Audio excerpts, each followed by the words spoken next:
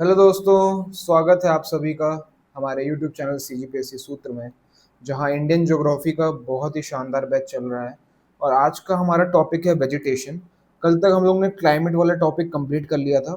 Soil वाला topic जो हमारे सिलेबस में दिया हुआ है उसको स्किप करके आज वेजिटेशन वाला कंप्लीट करेंगे। वेजिटेशन के बाद फॉरेस्ट पॉलिसीज पढ़ने के बाद हम सॉइल पढ़ेंगे, ठीक है। तो चलिए बिना किसी देरी के शुरू करते हैं वेजिटेशन वाले पार्ट को। तो आज हम पढ़ेंगे वेजिटेशन और उसका importance of the forest, right. उसके बाद नेक्स्ट चैप्टर में हम फॉरेस्ट पॉलिसी, फॉरेस्ट कंजर्वेशन पढ़ के फॉरेस्ट वाले टॉपिक कंप्लीट करेंगे। तो चलिए शुरू करते हैं बिना किसी देरी के आज का टॉपिक। तो सबसे पहले हम लोग ने कल जो देख लिया था अपना फॉरेन रेनफॉल का पैटर्न्स वगैरह और क्लाइमेट वाला कंडीशन, मानसून वगैरह ये पढ़ लिया था। अब आज हम देखेंगे कि किस तरीके से रेनफॉल डिस्ट्रीब्यूशन है, ठीक है ना। सीजनल रेनफॉल यहाँ पे दिखा रहा है। रेनफॉल किस तरीके से डिस्ट्रीब्यूट है ऑल ओवर इंडिया और उसका क्या इफेक्ट आता है, राइट।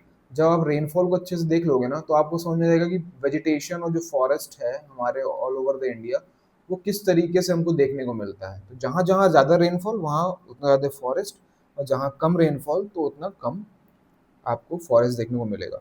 जैसा कि हम जानते हैं कि साउथ वेस्ट मानसून जो हमारा चालू होता है वो इस तरीके से, एक तो साउथ वेस्ट मानसून की हवाएं यहाँ आती हैं। आपको पता है कि यहाँ पे वेस्टर्न घाट्स हैं, राइट, वेस्टर्न घाट्स हैं। ये आपको पता है अरावली हिल्स है, अलावरी रे, अला, अरावली रेंजेस। यहाँ पे आपको देखने मिलेगा विंध्या और यहाँ देखने को सतपुड़ा। तो जब मानसून विंड्स आती हैं आपकी तो यहाँ पे एक सबसे ज़्यादा रेनफॉल देखने को मिलती है आपको। इसको बोलते हैं वेस्टर्न घाट्स का विंडवर्ड साइड। तो आप ये देख रहे हो कि विंडवर्ड साइड में देखिए सबसे ज़्यादा रेनफॉल है, ठीक है। फिर एक जो यहाँ पे रेज आएगी आपकी, जो विंड्स आती हैं वो इस तरीके से अरावली के पैरेलल चली जाती हैं, ठीक है।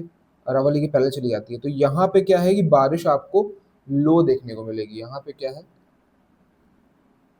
लो है, लो रेनफॉल, राइट। तो ये देखिए लो रेनफॉल का एरिया आपको दिख रहा है यहाँ पे, ठीक है। उसी प्रकार से यहाँ पे जो पहाड़ियाँ हैं, ठीक है। एक तो हमारा साउथवर्ड मानसून हो गया, यहाँ से आपको एक मानसून यहाँ से आता हो, हवाएं दिखेंगी। बे ऑफ बंगाल वाला ब्रांच जो है वो इधर से अंदर घुसती है, राइट। और एक यहाँ पे आपको अंदर आता है, ठीक है, ये बांग्लादेश तरफ से। तो यहाँ पे क्या है कि फनलिंग इफेक्ट बनाता है। फनलिंग इफेक्ट मतलब आप बोल रहे हैं कि जब हवाएं आ रही हैं इधर से तो बहुत ही कम जगह है, ठीक है ना, तो बहुत तेज स्पीड से आएगी। और ये जो यहाँ पे आपके माउंटेन्स हैं, मेघालयन माउंटेन्स हैं, यहाँ पे आपको ज़्यादा बारिश देखने को मिलेगी, ठीक है। गारो खासी जैंतिया वाले जो हैं, तो ये रीजन में आप देख पा रहे हो कि यहाँ पे आपको ज़्यादा रेनफॉल दिखेगा। एक तो जो बे ऑफ बंगाल की ब्रांच इधर से आ रही है, वो यहाँ से एक ब्रांच घुसेगी, वो आपको यहाँ पे सपोर्ट करेगी, राइट। तो ये जो मानसून की विंड्स आती हैं यहाँ पे, ये इसको एड अप करते हुए यहाँ पे आपको थोड़ा रेनफॉल देखने को मिलेगा। तो आप यहाँ पे देख पा रहे हो कि एक तो वेस्टर्न घाट्स के ये वाले एरिया में ज़्यादा रेनफॉल है, एक हमारा यहाँ पे रेनफॉल ज़्यादा देखने को मिल रहा है आपको, क्योंकि यहाँ से जो बे ऑफ बंगाल की ब्रांच आती है वो यहाँ से इंटर करती है और यहाँ यहाँ रेनफॉल ज़्यादा करती है, ठीक है। तो रेनफॉल का डिस्ट्रीब्यूशन आप यहाँ पे देख पा रहे हो। ये मध्य प्रदेश, छत्तीसगढ़, थोड़ा सा झारखंड, उड़ीसा वाला, बंगाल वाला पार्ट है, यहाँ पे ज़्यादा देखने को मिल रहा है आपको रेनफॉल। उसी प्रकार से यहाँ पे जो हवाएं आती हैं ये माउंटेन की वजह से यहाँ पे आपको ज़्यादा थोड़ा बारिश देखने को मिलता है, ठीक है। तो जैसे हमने देख लिया है कि जैसे जैसे रेनफॉल का डिस्ट्रीब्यूशन है उसी प्रकार से आपको उतने ज़्यादा डेंसली फॉरेस्ट देखने को मिलेंगे। चलिए अब हम देख लेते हैं आगे कि कैसे हम रिलेट कर सकते हैं कि जहाँ ज़्यादा रेनफॉल है वहाँ पे हमको माउंटेन्स देखने को मिलेंगे।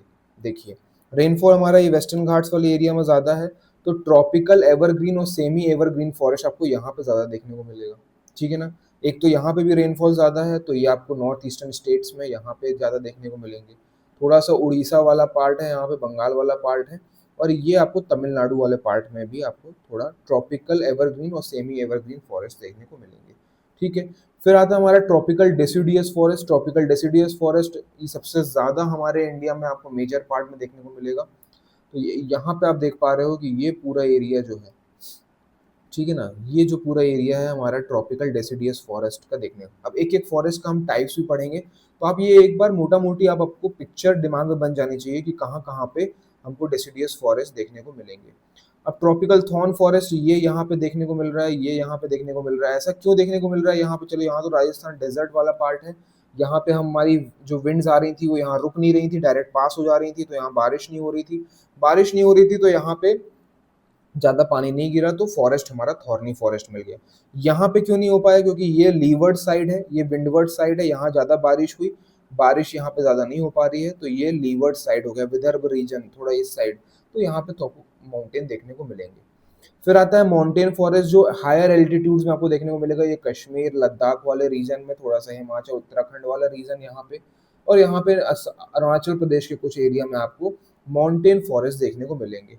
फिर आता है हमारा एक लिटोरल और स्वैम्प फॉरेस्ट, जो ज़्यादा आपको डेल्टिक रीजन में देखने को मिलेगा, वो आप यहाँ पे देख रहे हो। एक तो डेल्टा डेल्टा जहाँ पे गोदावरी का, कृष्णा कावेरी का डेल्टा जहाँ पे आपको देखने को मिलेगा, गंगा ब्रह्मपुत्र का डेल्टा, तो वो ये वहाँ पे आपको ये सब चीज़ें देखने को मिलेंगी, क्योंकि लिटोरल और स्वैम्प फॉरेस्ट है। तो आपको ओवरव्यू एक बार समझ में आ गया है कि हमारा नेचुरल वेजिटेशन किस किस प्रकार से डिस्ट्रीब्यूटेड है ऑल ओवर द इंडिया।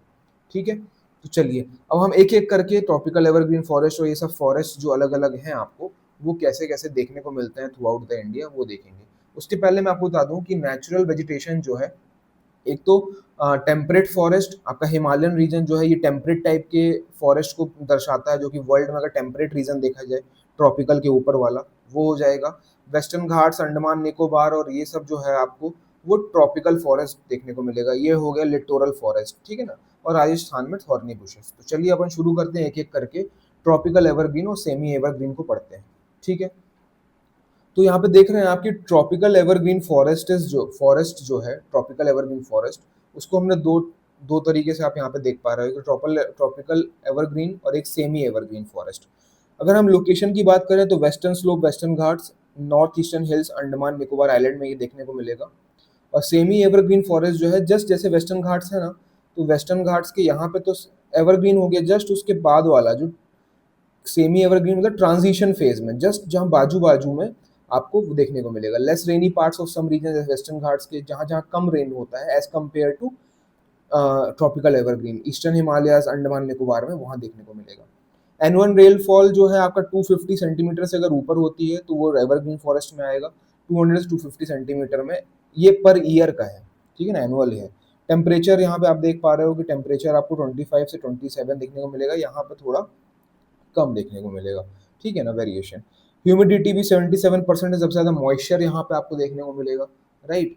और इसकी वजह से क्या है कि शेड नहीं करते हैं, जो लीव्स होती है ना, वो शेडिंग नहीं करते हैं, जो पेड़ है वो लीव्स को शेड नहीं करते, क्योंकि ह्यूमिडिटी ऑलवेज बनी हुई है, पानी उनको ऑल टाइम मिल रहा है, तो वो कभी भी पेड़ जो हैं वो अपने लीव्स, पत्ते को छोड़ते नहीं हैं। ड्राई सीजन, बहुत ही कम ड्राई सीजन्स देखने को मिलेंगे आपको यहाँ पे, ऑल टाइम बारिश या ह्यूमिडिटी बनी रहती है। स्लाइटली लॉन्गर देखने को मिलेगा एज कम्पेयर टू एवरग्रीन, ठीक है। वेजिटेशन टाइप की बात करें तो well stratified dense canopy, right, and green round the year. Dense canopy की अगर बात करें, मतलब क्या है कि जैसे आप फॉरेस्ट देखोगे ना, तो इस तरीके से, जैसे मान लो फॉरेस्ट है, तो इतना ज़्यादा पास पास रहते हैं कि अगर टॉप व्यू से हम ऊपर से देखते हैं ना, तो आपको लैंड दिखेगा ही नहीं, ठीक है ना, लैंड दिखेगा ही नहीं, तो उसको हम बोलते हैं कि डेंसली कैनोपी बना रहता है, ठीक है।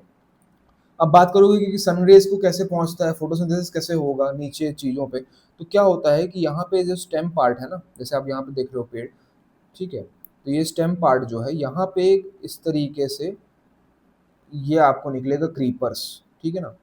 ये क्रीपर्स जो है सनलाइट लेते हैं, और ये पूरा यहाँ क्रीपर्स जो है ये इस तरह से लिपटे रहते हैं स्टेम से, वो सनलाइट यहाँ पे पहुँचाते हैं, तो इसको बोलते हैं क्रीपर। क्या बोलते हैं? क्रीपर। तो ये ट्रीज में बने रहते हैं, जो कि ट्रॉपिकल एवरग्रीन में आपको देखने को मिलेगा, जो ऊपर ऐसे निकले रहते हैं, ठीक है। अब कुछ नोटेबल स्पीसीज हैं, उसको देख लेते हैं। एक तो रोजवुड देखने को मिलेगा, महोगनी, एनी, इबोनी, तो ये आपको यहाँ पे ज़्यादा देखने को मिलेंगे। कहाँ पे? ट्रॉपिकल एवरग्रीन फॉरेस्ट में जो है, ठीक है ना। ये चीज़ें आपको देखने को मिलेंगी, ठीक है। लोकेशन हमने देख ही लिया है, नॉर्थ ईस्ट रीजन में है, साउथ ऑफ नीलगिरीज, ये भी देखने को मिलेगा आपको नीलगिरी हिल्स वगैरह में, ठीक है। यहाँ पे कौन कौन से पेड़ देखने को मिलेंगे आपको? व्हाइट सेडार, हेलॉक और केल, ठीक है ना, ये आपको देखने को मिलेगा। ये सेमी एवरग्रीन जो फॉरेस्ट हैं आपको कहाँ कहाँ पे देखने को मिलेगा, ये हमने देख लिया है। यहाँ पे आप देख लेते हैं सेमी एवरग्रीन, एक तो ये देखने को मिलेगा आपको यहाँ पे तमिलनाडु वाला, ये उड़ीसा वाला, ये जो पोर्शन है ये सेमी एरिड हो जाएंगे। और ट्रॉपिकल एवरग्रीन में ये मिलेगा आपको, यहाँ वाले पॉइंट मिलेंगे, ठीक है ना। ये ट्रॉपिकल एवरग्रीन हो जाएंगे आपके। ठीक है, चलिए अब देखते हैं tropical moist and dry deciduous forest. अब डेसिडियस फॉरेस्ट जो है वो भी दो प्रकार से डिवाइड किया गया है, एक तो मॉइस्ट टाइप और एक डेसिडियस ड्राई डेसिडियस। मतलब अ, ये जो फॉरेस्ट होते हैं, सबसे पहले तो इसमें रेनफॉल जो है आप देख पा रहे हो कि 100 से लेके 200 सेंटीमीटर ट्रॉपिकल मॉइस्ट में, और ड्राई में 70 से लेके 100 सेंटीमीटर। ठीक है ना, ये एक सिग्नेचर फॉरेस्ट है इंडिया में, major part of the India में यही टाइप के फॉरेस्ट पाए जाते हैं। ठीक है, लोकेशन सबसे पहले देख लेते हैं। एक तो नॉर्थ ईस्ट इंडिया में देखने को मिलेगा, हिमालयंस के फुट हिल्स में, Orissa, eastern slopes of western Ghats, है ना। तो ये ट्रांजिशन फेज में आते हैं आपके। ठीक है ना, ट्रॉपिकल मॉइस्ट क्या होगा, सबसे पहले ट्रॉपिकल एवरग्रीन, एवरग्रीन के बाद आपको मिलेगा ये वाला सेमी एवरग्रीन, फिर आएगा ट्रॉपिकल मॉइस्ट डेसिडियस, फिर ड्राई डेसिडियस। सबसे ज़्यादा ड्राई डेसिडियस सेंट्रल इंडिया में, UP, Bihar parts, peninsular India, यहाँ पे आपको ज़्यादा देखने को मिलेगा। ठीक है ना, और सबसे ज़्यादा खासियत इसमें ये होती है कि इनकी लीव्स जो रहती है ना, वो ब्रॉडर लीव्स रहती हैं। कैसी रहती हैं, ब्रॉडर लीव्स रहती हैं। ब्रॉडर लीव्स रहती हैं, जिससे क्या होता है कि सरफेस एरिया ज़्यादा रहता है, और पानी की कमी होने पे वो अपने लीव्स को शेड कर देते हैं। ठीक है ना, तो partial during the rainy dry season, partially जो ट्रॉपिकल मॉइस्ट वाले पार्शियली ड्राई करते हैं, और ड्राई डेसिडियस जो है वो कम्प्लीटली छोड़ देते हैं। डेंसर रहते हैं हायर रेनफॉल की वजह से, लेकिन ये स्पार्स और मोन parkland type, parkland like nature, मतलब जैसे आप देखोगे कि इस तरीके से एक ट्री दिख गया, ठीक है, थोड़े दूर में एक ट्री दिख गया, छोटे छोटे यहाँ ग्रासेस देखने को मिल जाएंगे।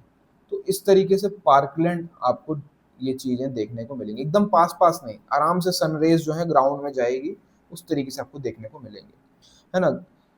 ग्रासेस और श्रब्स जो है वो उतना ज़्यादा ग्रोथ नहीं रहती है ना। ग्रासेस और यहाँ पे ओपन पैचेस में आपको देखने को मिलेंगे। ठीक है ना, ओपन पैचेस में देखने को मिलेंगे, कुछ कुछ पैच में दिखेगा, यहाँ बाकी खाली रहेगा जमीन। तो इस तरीके से आपको देखने को मिलेगा।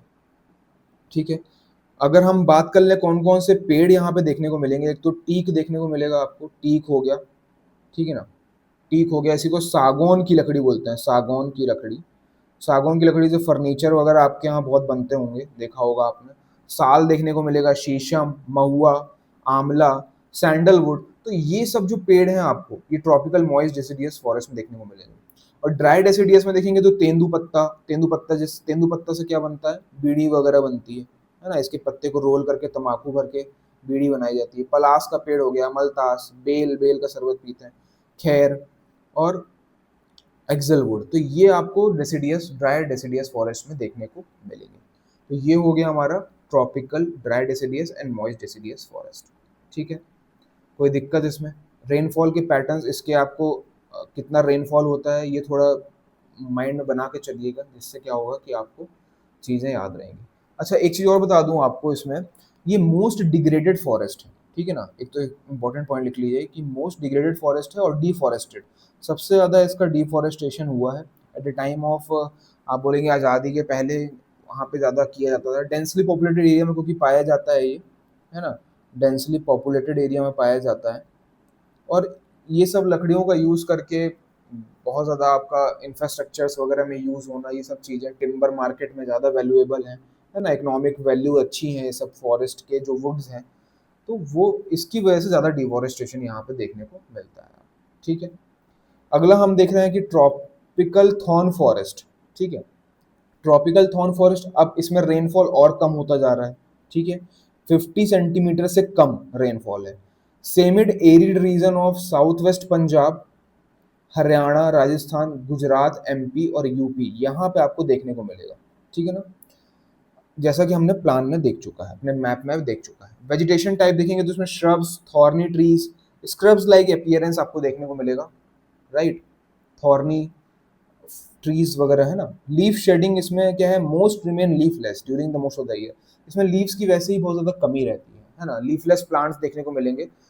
उसकी जगह वो निडल लाइक स्ट्रक्चर्स इनको देखने को मिलेगा, निडल्स टाइप निकले रहते हैं उसमें ना, कांटे कांटेदार आपको देखने को मिलेंगे।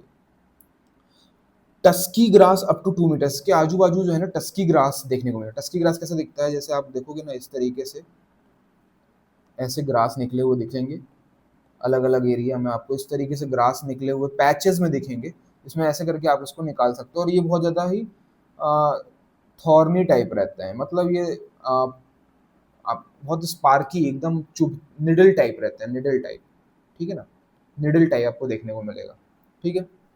ये कम से कम आपके 2 मीटर तक जाते हैं। स्पीशीज़ कौन-कौन सी देखने को मिलेंगे? आपको बबूल देखने को मिलेगा, बेर, वाइल्ड डेट पाम, खेजड़ी, नीम, पलास, ये सब आपको यहाँ पे ट्रॉपिकल थॉर्न फॉरेस्ट में देखने को मिलेगा। इसके बाद एक आपको डेज़र्ट वाला एरिया, डेज़र्ट डेज़र्ट कोई एक फॉरेस्ट तो नहीं आएगा, लेकिन डेज़र्ट रीजन में भी आपको क्या-क्या देखने को मिलेंगे। एक फॉरेस्ट नहीं है, इसमें जो प्रेसिपिटेशन है, आप इसको मैं पीपीटी लिखता हूँ, प्रेसिपिटेशन। प्रेसिपिटेशन यहाँ पे जो है 25 सेंटीमीटर पर ईयर से कम रहती है, ठीक है? राजस्थान वाले एरिया में आपको देखने को मिलेगा, जैसे जैसलमेर वगैरह, है ना? ये देखने को मिलेगा। लद्दाख में देखने को मिलेगा, जो कि कोल्ड कोल्ड डेज़र्ट कहते हैं इसको, ठीक है? तो यहाँ पे क्या देखने को मिलेगा, आपको कैक्टस देखने को मिलेगा, कैक्टस, ठीक है? तो कैक्टस में किस तरीके से रहता है आप देखोगे यहाँ पे, इस तरीके से कैक्टस जो है, ऐसे थोड़ा मेरा गड़बड़ हो सकता है, चला लीजिएगा काम। इस तरीके से इसमें ऐसे-ऐसे स्पाइक्स करके थॉर्न्स निकले रहते हैं, ठीक है? इसका क्या है कि स्टेम और लीव्स जो है ना, ये पूरे कैक्टस में इस तरीके से लगा रहेगा, ठीक है? ऐसा। स्टेम और लीव्स की अगर हम बात करें, तो वैक्सी आपको देखने को मिलेगा, एक तो वैक्सी और फ्लैशी और पॉइंटेड थॉर्न्स रहेंगे इसमें। क्या रहेगा? Pointed thorns.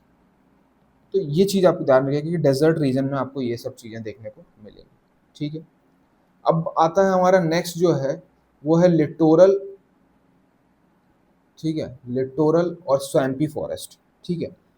लिटोरल और स्वैम्पी फॉरेस्ट हमने जैसे देखा है कि वेटलैंड्स फॉरेस्ट और मैंग्रोव फॉरेस्ट में 2 टाइप में डिवाइड किया हुआ है। तो एरिया जो 70% ऑफ द पैडी कल्टीवेशन ये वेटलैंड फॉरेस्ट में यूज़ होता है। की लोकेशन जैसे चिल्का लेक, भरतपुर, ये आसपास के एरियाज़ में ही वेटलैंड फॉरेस्ट देखने को मिलेगा। वेजिटेशन टाइप्स में 8 टाइप की वेजिटेशंस है, जैसे saline expanses, fresh water lakes, reservoirs. ये नेक्स्ट अभी हम नेक्स्ट पेज में इसके बारे में डिटेल में पढ़ेंगे, कौन-कौन से 8 टाइप के वेटलैंड्स आपको देखने को मिलेंगे। स्पेशल फीचर्स की बात करें, सपोर्ट बायोडाइवर्सिटी, रामसर साइट्स इसके अंदर आते हैं वेटलैंड फॉरेस्ट के अंदर। मैंग्रोव फॉरेस्ट जो अगर हम देखेंगे तो अंडमान निकोबार आइलैंड, सुंदरबन वेस्ट बंगाल सबसे बड़ा वेटलैंड, ये मैंग्रोव फॉरेस्ट कहेंगे। महानदी में गोदावरी, कृष्णा, ये जो तीनों के डेल्टाज आपके जो वेस्टर्न यहाँ पे ईस्टर्न कोस्ट में जो डेल्टास फॉर्म होते हैं, वो डेल्टास में आपको मैंग्रोव फॉरेस्ट देखने को मिलेंगे। किसके किसके? सुंदरबन हो गया, महानदी, गोदावरी, कृष्णा डेल्टा में। Salt tolerant trees and shrubs, ऐसे ट्रीज वहाँ मिलते हैं जो कि सॉल्ट को टॉलरेट कर पाएँ। किस टाइप की स्पीसीज देखने को, स्पेशल फीचर्स क्या है कि criss cross bye creeks, tidal waters, critical for coastal protection and bird life वगैरह के लिए भी इंपॉर्टेंट है ये मैंग्रोव फॉरेस्ट, ठीक है? तो हम देख लेते हैं सबसे पहले कि 8 टाइप्स ऑफ वेटलैंड जो है वो कौन-कौन से हैं। पहले तो एक fresh water marshes of Gangetic plains, Uttar Pradesh, Bihar में ही देखने को मिलेगा आपको। Lakes of rivers and mountain region, जैसे कश्मीर, लद्दाख, यहाँ पे जो लेक्स देखने को मिलेंगे, जैसे लेक्स के कुछ नाम बताइए आप। एक तो हम पढ़े हुए हैं, जैसे वुलर लेक पढ़ा हुआ है। कमेंट करिए कि वुलर लेक किस रिवर के किनारे आता है। वुलर लेक हो गया, डल लेक हो गया, है ना? ये आपको देखने को मिलेंगे। Fresh water lakes and reservoirs Gujarat, Rajasthan और मध्य प्रदेश में आपको देखने को मिलेंगे, वो भी है। Flood plains of Brahmaputra and foothills of Himalayas, north eastern hills, marshes and swamps जो फॉर्म करता है ब्रह्मपुत्र रिवर, वो वहाँ पे भी आपको वेटलैंड टाइप्स ऑफ फॉरेस्ट वगैरह देखने को मिलेंगे। डेल्टा वेटलैंड्स एंड लगून्स जो डेल्टा बनाते हैं आपको सुंदरबंस में, गोदावरी, कृष्णा, महानदी के डेल्टास में, ईस्ट कोस्ट और चिल्का लेक, ये मेजर जो है आपके ये एग्जांपल्स हो जाएंगे। Lagoons and other waste wetlands on south western coast, जो कोस्टल बैकवाटर्स, लगून्स जो आपको केरला साइड वगैरह देखने को मिलेंगे, वहां पे भी वेटलैंड टाइप ऑफ फॉरेस्ट देखने को मिलेगा। रिजर्वायर्स और डेक्कन प्लेटू के रिजर्वायर जो मैन मेड रिजर्वायर्स और लेक्स हैं, वहां पे भी देखने को मिलेंगे।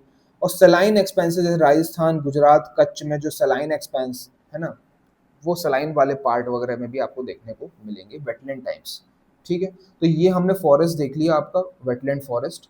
उसके अलग अलग 8 टाइप हम देख लिए। जैसे गल्फ ऑफ कच्छ, ये जो है ना, ये गल्फ ऑफ कच्छ वगैरह यहाँ पे आपको ज़्यादा देखने को मिलेगा, ठीक है?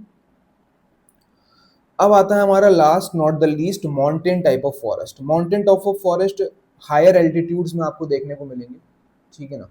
जहाँ एल्टीट्यूड में, जहाँ पे आपको कम टेम्परेचर देखने को मिलता है। एल्टीट्यूड जैसे बढ़ेगा टेम्परेचर कम होगा।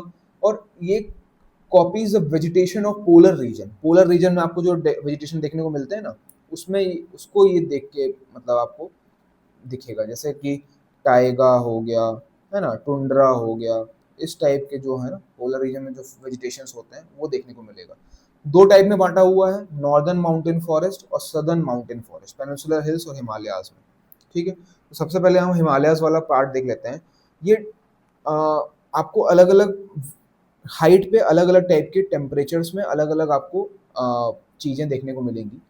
ठीक है, सबसे पहले एल्टीट्यूड जो है इसका foot hills more than 3000 meter में आपको देखने को मिलेगा। जोन्स में बटा हुआ है, 1000 से लेकर 200 मीटर तक अगर हम बात करें, 2000 मीटर तक तो वेट टेम्परेट टाइप का रीजन है।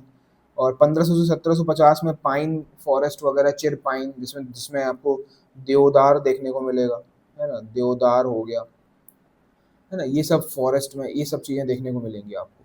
ठीक है, 2250 से लेके 3000 मीटर में फर, स्प्रूस, इस तरीके से आपको फॉरेस्ट वगैरह देखने, इस तरीके के पेड़ आपको देखने को मिलेंगे। ठीक है, ट्री वेजिटेशन कौन कौन सी है, जैसे ओक हो गया, चेस्टनट, देवदार, ब्लू पाइन, स्प्रूस, है ना, बर्स, मोसेस, लाइचेंस, ये आपको ज़्यादा देखने, ज़्यादा जितना ज़्यादा आप टेम्परेचर हाइट में जाएंगे, ये मोसेस और लाइचेंस जो है ना, ये 4000 मीटर के हाइट से ऊपर देखने को मिलेगा। Gradual vegetation transition by the altitude, इसमें क्या है कि जैसे जैसे आप हाइट में पहुंचते जाओगे, ठीक है ना, जैसे जैसे आप हाइट में पहुंचते जाओगे, उस तरीके से आपके फॉरेस्ट टाइप और स्पीसीज जो हैं वो बदलते जाएंगे। ठीक है, अगर मैं बात करूं कि ये जो है हमारा, ये वेस्टर्न हिमालयाज हो गया, ठीक है, वेस्टर्न हिमालयाज हो गया, और ये मान लो ईस्टर्न हिमालयाज है। ठीक है, ईस्टर्न हिमालयाज, तो वेस्टर्न हिमालयाज में आपको लो लेवल में ही स्नो लाइन दिख जाएगी। स्नो लाइन जो है वो 2500 मीटर की हाइट में भी मिल जाएगी, लेकिन जो ईस्टर्न हिमालयाज है उसमें आपको स्नो लाइन थोड़ा ऊपर दिखेगी। ठीक है ना, 3500 मीटर हाइट में जब जाएंगे तब दिखेगी। क्यों? क्योंकि ये हायर आपके लैटिट्यूड्स में है, ये लोअर लैटिट्यूड्स में। आप जब मैप देखेंगे इंडिया का तो ये हायर लैटिट्यूड में दिखेगा, तो जितना ज़्यादा हायर लैटिट्यूड में तो कम हाइट में भी आपको ज़्यादा कोल्डर रीजन देखने को मिलेगा। कोल्डर हो जाएगा, ये लेस कोल्ड हो जाएगा। ठीक है, यहाँ लेस रेनफॉल होगा, यहाँ ज़्यादा रेनफॉल होगा। कॉर्निफोरस फॉरेस्ट ज़्यादा दिखेंगे, यहाँ टॉल ग्रीन्स पीक्स दिखेंगे। यहाँ पे ज़्यादा स्नोफॉल दिखेगी, यहाँ पे कम स्नोफॉल दिखेगी। तो ये इस तरीके से डिवाइडेड है। अगर सदर्न माउंटेन्स की बात करें तो अराउंड 1500 मीटर तक की हाइट है। कौन कौन से माउंटेन्स में आपको सदर्न माउंटेन फॉरेस्ट देखने को मिलेगा? नीलगिरीज हो गया, अन्नामलाई हो गया, पलनी हिल्स, सतपुरा, मैकाल रेंजेस, तो यहाँ पे आपको जो है ये देखने को मिलेंगे। ठीक है ना, कौन कौन से फॉरेस्ट हैं? शोला फॉरेस्ट, मंगोलिया, वॉटले, चिचोना, तो ये जो है की वेजिटेशंस टाइप मिलेंगी यहाँ पे आपको। अन्नामलाई, पलानी हिल, सतपुरा, मैकाल, ये सब हम लोगों ने पिछले चैप्टर्स में ये सब की मैपिंग हमने देख ली है कि कहाँ पे कौन किस किस टाइप के आपको रीजन्स देखने को मिलेंगे और ये कहाँ पे मिलते हैं। Tropical high altitude ecosystem with temperate elements, ये आपको देखने को मिलेगा। ठीक है, अब आ जाते हैं, बात करते हैं कि ऐसे कौन कौन से फैक्टर्स हैं जो हमारे नेचुरल वेजिटेशन को इन्फ्लुएंस करते हैं। ठीक है ना, कुछ क्लाइमेटिक फैक्टर्स की अगर हम बात करें तो डिफरेंट टाइप ऑफ क्लाइमेट आपको देखने, जैसे यहाँ पे ट्रॉपिकल, साउथ टेम्परेट, है ना, साउथ में आपको ट्रॉपिकल टाइप ऑफ क्लाइमेट देखने को मिलेगा, नॉर्थ में आपको टेम्परेट टाइप ऑफ क्लाइमेट देखने को मिलेगा। ठीक है ना, तो उस तरीके से ट्रीज के वेरिएशन भी होते हैं, उस तरीके से वेजिटेशन के वेरिएशन भी हमने देखे हैं। रेनफॉल हम देखते हैं, जहाँ पे हाई रेनफॉल है, अगर रेनफॉल ज़्यादा है तो ट्रॉपिकल एवरग्रीन फॉरेस्ट देखने को मिलेंगे वेस्टर्न घाट, और अगर लो रेनफॉल है तो उस तरीके से आपको स्पार्स और ड्रॉट रीजन ज़्यादा देखने को मिलेंगे, उतना ज़्यादा कैनोपी नहीं बन पाएगी, है ना। टेम्परेचर में भी वेरी करता है कि अगर टेम्परेचर ज़्यादा रहेगा, है ना, एल्टीट्यूड बढ़ता है तो टेम्परेचर घटता है, तो वहाँ पे माउंटेन टाइप ऑफ फॉरेस्ट दिखेंगे। जहाँ पे टेम्परेचर ज़्यादा है, हाँ, daily daily tropical type of climate, equatorial type of climate रहेगा तो ज़्यादा बारिश होगी तो डेंसली फॉरेस्ट होगा। ह्यूमिडिटी ज़्यादा रहेगी तो पत्ते शेड नहीं करेगा, है ना, ह्यूमिडिटी कम रहेगी, पानी कम रहेगा तो पेड़ जो हैं वो पत्ते हमारे शेड कर देंगे। टोपोग्राफिकल फैक्टर्स अगर हम बात करें तो हायर एल्टीट्यूड में अगर आप देखोगे तो mountain type of forest, alpine vegetation, ये सब देखने को मिलेंगे। स्लोप एक्सपेक्ट की बात करें तो direction of slope impacts vegetation density. Slope की वजह से डेंसिटी घटती और बढ़ती है। क्या होता है कि सदर्न स्लोप्स ऑफ हिमालयस की हम बात करें तो डेंस वेजिटेशन देखने को मिलेगा क्योंकि हायर रेनफॉल है, और नॉर्दर्न स्लोप्स में क्या है कि आपको उतना ज़्यादा वेजिटेशन देखने को नहीं मिलेगा क्योंकि रेनफॉल कम होती है वहाँ पे। ठीक है, नॉर्दर्न स्लोप्स में रेन शेडो इफेक्ट हम देख रहे हैं ये वेस्टर्न घाट्स में, जहाँ पे रेन शेडो एरिया है, लीवर्ड साइड है, तो लीवर्ड साइड में पानी नहीं गिरता तो वेजिटेशन कम देखने को मिलेगा। और वहीं पे अगर रेनफॉल वाला साइड है, विंडवर्ड साइड है, तो वहाँ पे डेंस फॉरेस्ट देखने को मिलेंगे। उस तरह से micro climates, varied terrains create localized vegetations, मतलब लोकल एरिया पे भी डिपेंड करता है कि किस टाइप का वेजिटेशन है, प्लेटू रीजन है, माउंटेन रीजन है, हिल रीजन है, तो लोकल टाइप के फीचर्स में भी, टेरेन में भी डिपेंड करता है कि किस तरीके के फैक्टर्स आपको वेजिटेशन में देखने को मिलेंगे। कहीं श्रब्स मिलेगा, कहीं डेंसली मिलेगा, तो वो आपको ध्यान में रख के चलना है। कौन कौन से सॉइल्स के फैक्टर यहाँ आप देखने को मिलेगा कि सैंडी सॉइल अगर देखते हो ना, तो वो थॉर्न फॉरेस्ट को सपोर्ट करता है, ठीक है ना। अगर सैंडी सॉइल देखोगे तो थॉर्न फॉरेस्ट को सपोर्ट करेगा, ठीक है। अगर क्लेई सॉइल देखोगे तो पुअर ड्रेनेज है, ड्रेनेज उतना अच्छा नहीं रहता, इसमें ड्रेनेज अच्छा रहता है, ठीक है ना, ड्रेनेज अच्छा रहता है, इसमें पुअर ड्रेनेज है। पुअर ड्रेनेज की वजह से कुछ रिस्ट्रिक्ट सर्टेन प्लांट टाइप्स, कुछ रिस्ट्रिक्टेड प्लांट टाइप्स ही देखने को मिलेंगे। अगर सॉइल की डेप्थ की बात की जाए, है ना, अगर शैलो डेप्थ है तो आपको स्पार्स वेजिटेशन देखने को मिलेगा, उतना ज़्यादा क्लोज वेजिटेशन देखने को नहीं मिलेंगे, है ना। अगर डीप और वेल ड्रेन्ड है तो लश वेजिटेशन देखने को मिलेगा, लश वेजिटेशन, समझ रहे हैं ना, अच्छा हरा भरा फल फूल इस तरीके से देखने को मिलेगा। फर्टाइल एलुवियल सॉइल है अगर, है ना, तो सब जैसे इंडो गंगेटिक प्लेन्स वगैरह हम बात कर लें अगर, है ना, इंडो गैंगेटिक प्लेन्स वाला पार्ट जो है, तो उसमें क्या है कि सपोर्ट डेंस और डाइवर्स फॉरेस्ट, है ना, डाइवर्स फॉरेस्ट देखने को मिलेगा, डेंस देखने को मिलेगा, और क्रॉप्स भी अच्छे देखने को मिलेंगे। और पुअर सॉइल है तो थॉर्नी टाइप के है, ड्रॉट रेजिस्टेंट स्पीसीज देखने को मिलेंगी। तो सॉइल कैसा है उस पर भी डिपेंड करता है कि वेजिटेशन कैसा है। तो अगर कोई फैक्टर पूछ ले कि किस किस फैक्टर में वेजिटेशन डिपेंड करता है, तो ये सब फैक्टर्स आपको लिखना है, ठीक है। एंथ्रो कुछ ह्यूमन फैक्टर्स भी देखने को मिलेंगे, understanding the human impact on forest through conservation spectrum. अगर हैबिटेट लॉस, अगर ज़्यादा हम डिफॉरेस्टेशन करेंगे, है ना, उससे क्या होगा कि हैबिटेट जो वहाँ पे है एक प्रकार से उसका फ्रेगमेंटेशन होगा, नेटिव स्पीसीज जो है वो लॉस हो जाएंगी।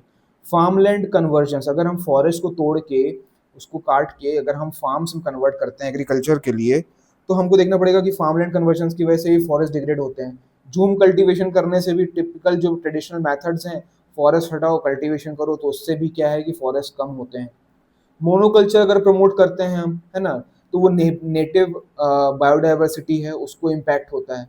तो बायोडाइवर्सिटी का प्रिजर्वेशन करना बहुत ज़्यादा इंपॉर्टेंट है, जिससे कि हम, जैसे बायोडाइवर्सिटी अलग अलग पार्क्स ये सब आपको देखने को मिलेगा, वाइल्ड लाइफ सेंचुरीज, तो उसके कंजर्वेशन की वजह से हम उसको प्रिजर्व कर सकते हैं और लॉन्ग टर्म हम फॉरेस्ट को अपने नेचुरल वेजिटेशन में देख सकते हैं। चलिए अब लास्ट हमारा टॉपिक है कि इम्पोर्टेंस हम देख लेते हैं कि natural vegetation of in India, what is the importance, importance क्या क्या है।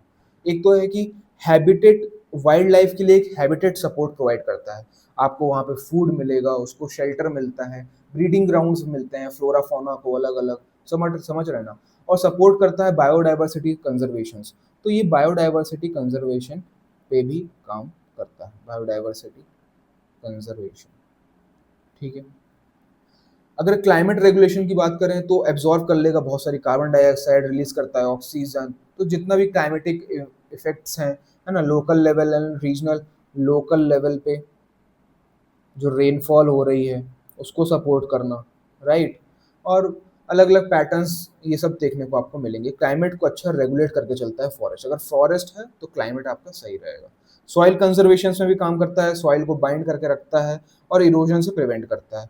वाटर रेगुलेशन करता है, ग्राउंड वाटर रिचार्ज और maintains the river flow, river का सही फ्लो हो रहा है कि नहीं हो रहा है, रिवर्स को ग्राउंड वाटर रिचार्ज कराना, है ना, फ्लड्स और ड्रॉट्स से बचाना, तो ये सब चीज़ें आपको देखने को मिलेंगी।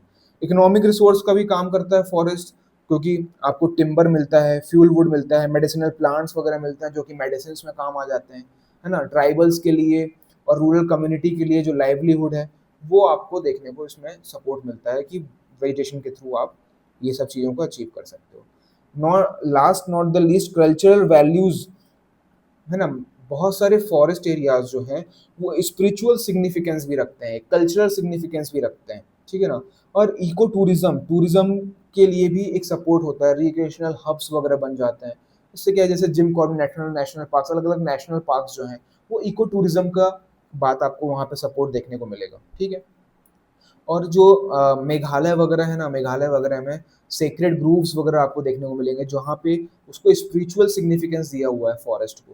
तो ये जो है बहुत ज़्यादा, ये जो की फैक्टर्स आप यहाँ पे 6 देख रहे हो, ये are the 6 main important factors, है ना, इम्पोर्टेंस, यही इनकी इम्पोर्टेंस है। ये अलग-अलग इम्पोर्टेंस आप डाइवर्सिफ़ाई करके, इसमें आप करंट अफ़ेयर्स को भी ऐड करके इसकी इम्पोर्टेंस आप लिख सकते हैं। तो ये था हमारा आज का वेजिटेशन वाला पार्ट और उसका इम्पोर्टेंस। हम अगले लेक्चर में फॉरेस्ट वाला पार्ट और वो कंप्लीट करके, फॉरेस्ट वाला और उसके पॉलिसीज़ वगैरह कंप्लीट करेंगे, इससे सॉइल पढ़ेंगे। सो थैंक यू।